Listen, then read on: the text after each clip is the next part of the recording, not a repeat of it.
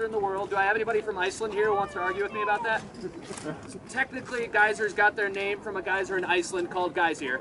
So you could argue that that's maybe more famous. I would say that this geyser back here that gets, you know, about whatever 90% of 3.8 million people is watching it every year is probably the most famous geyser in the world. We get about 3.8 million visitors a year here. 90% of them will stop to see Old Faithful, which is amazing because what are those other 10% of the people doing that they're not, you know, during their trip to Yellowstone, at least popping their heads in here to watch an eruption of this thing. And I say that, yes, a lot of people have seen it and a lot of people come and watch it, but it really is an incredibly special geyser. And I think that can go over a lot of people's heads too, especially if you're the type there's so much to see at Yellowstone. You know, you're, okay, I gotta go watch Old Faithful. I don't have time to hang out and see too much else because we gotta get to the canyon, we gotta go look for animals up in the Lamar Valley. There's a lot to do in this park. And so people might see Old Faithful, and it is a great representation of what a geyser is, but it is in fact one of the strangest geysers we have.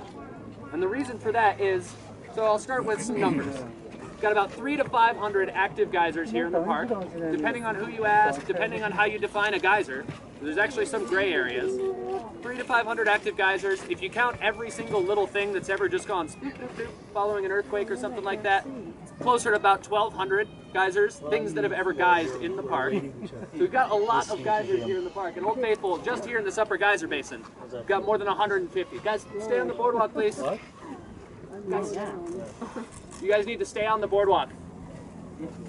There we go. Good. The danger of hot water. We'll be coming out here shortly. So Old Faithful is just one of those 150 geysers out here. But for those of you who came through the visitor center, how many of those geysers do we predict?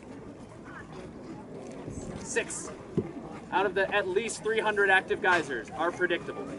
So it is indeed a very rare thing to actually be able to predict a geyser at all. And split cone. Not a predictable geyser. So congratulations. You're getting to see one of the special ones here. Split cone goes a lot less often than Old Faithful, but that's really all it does. It is adorable. It's got a Facebook page you can like and everything. So it's got some contributions. It's got about 200 friends on Facebook, so it's a little, it could be a little better off. But the predictable geysers are the exception rather than the rule. And for those of you who came through here and actually looked at those predictions in there, you noticed Old Faithful plus or minus 10 minutes. That is really good. The rest of them are plus or minus at least a half an hour. Something like Grand Geyser plus or minus 90 minutes. Great Fountain Geyser plus or minus 2 hours. Our criteria for being able to predict a geyser is that we've got to be able to get it right 90% of the time with our prediction time and the window. So for it to be able to be predicted with 90% accuracy plus or minus 10 minutes is incredible. The really incredible thing is that it's been that way for 140 years. Since the park was established. That's the real miracle. And to understand that, you got to know a little bit about how geysers work. So, start with the basics. We are right here, Old Faithful. Talking a little bit about it before I got started here. What's the black line? The caldera. Sorry about that. What is a caldera? Dormant volcano. Massive volcano. Yeah. It's a little hard to put into words. What it basically is if you picture about 640,000 years ago, everything in here in this black line would have been a big giant dome. The ground would have been all lifted up because there would have been a huge ball of magma underneath it. And 640,000 years ago, that magma, about 240 cubic miles, got spewed out, covered 2/3 of the country in ash, and you got left with about a 35 by 40 mile crater. Now, you don't feel like you're in a crater, right? Sorry.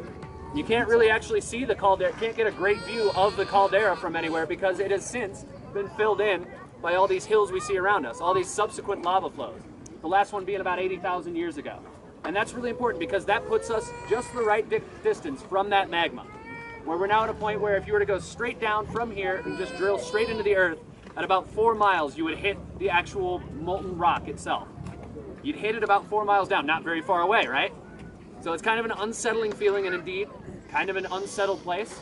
It's about, goes for hundreds of miles in all directions, goes down hundreds of miles, across hundreds of miles, shifting back and forth, this liquid rock kind of rocking, swelling, shrinking. How do we experience that up here?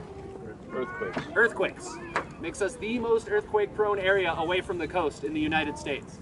So we get anywhere from 1,000 to 3,000 earthquakes a year here in the park. Most of them you won't feel. Even on like June 3rd, we had about a dozen of them, about 17 miles north of Norris Geyser Basin. We didn't feel any of them down here. That's the norm, is we get lots of these small earthquakes. We don't feel them, but they make a difference. In all this volcanic rock around us, that little bits of shaking and jostling from those earthquakes will create cracks. And those cracks are what makes geysers and hot springs. So you have, just like anywhere else on Earth, you have water falling down as rain, snow melt, or whatever, trickling down through this kind of porous rock and gathering in what's called the water table. About 700 feet below us, all the water's sitting there in basically like a reservoir and getting heated up because it's very close to that magma to about 420 degrees or more. So really, really, really crazy hot. And that heat is also going to create convective currents. So you've got the water sitting down there. These convective currents will then push the water up in these cracks. So you get it pushed up here. As it gets pushed up, it cools. Being a very relative term, cools off from that 420 degrees. And as it cools, it's really hot down there low, hot enough to actually dissolve some of this volcanic rock and take on some of the mineral, that siliceous sinter.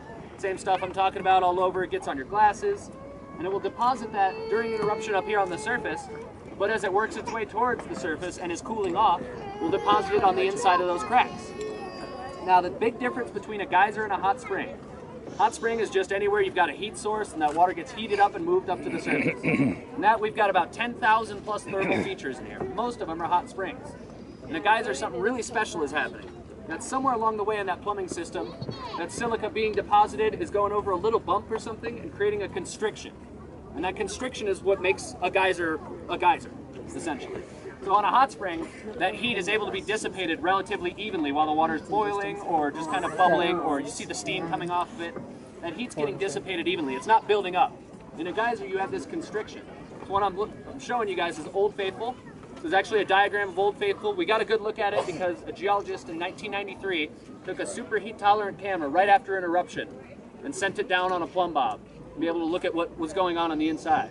We found about 25 feet down, you hit this constriction. 25 feet, what's that going to feel like if you dive 25 feet down underwater? Hurts, right? So you've got about 25 feet down, you've got a lot of pressure being applied below that constriction. And that makes a big difference here. So this water below that constriction is getting heated up. It's not able to dissipate that heat.